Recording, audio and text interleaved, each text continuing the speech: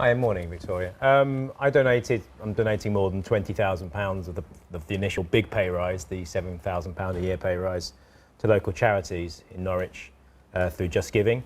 I did that off my own back. It's a choice that we can now make ourselves, now that it's been taken out of our control and given over to IPSA.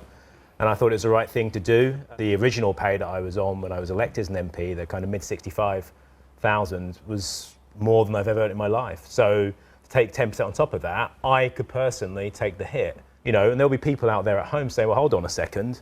You know, I'm on 20,000 a year, 15,000 a year. I'm not seeing a pay rise. I work in the public sector. I work really hard. I do a valuable job. And they are. I've left my tablet over there, but no one is supporting this 1.3% pay rise. No, and I understand. I completely understand that. I understand the anger with the 10% pay rise. I understand the anger with the 1.3% pay rise. I do get it, and it's part of that was factored into my decision not to take a £7,000 a year pay rise. I understand that, and I was on the picket line yesterday with junior doctors. They're seeing a real terms, pay cut. Who here would say that junior doctors don't deserve, to be well paid for what they do on a daily basis? So I think the reason people become so angry is because there's a couple of things. First of all, it's politicians in many ways that have made the political decisions and the economic decisions, which mean why so many people are in the situation they're in. I'll tell you what people are saying. On Facebook, Pete says, sickening. It really is one rule for them and another for us. Yeah, I get it.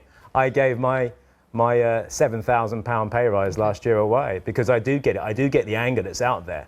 And there's a morality to it. I think there's a bigger issue here, and it's about how we value what people do. And if you think about the pay scales at the moment, if you look at what the top people in financial institutions, bankers, and some public sector organisations, some of the top people, the chief executives, what they're paid, and then you look at what some of the people at the other end of the spectrum are paid, binmen, doctors, teachers, nurses, who's to say that the banker, who may make lots of money for the economy, but also has tens of thousands, hundreds of thousands of pounds in bonuses, are they worth that much more than a nurse or a teacher or a doctor? And I think that's a question that we have to ask ourselves, how we value people and what we pay them.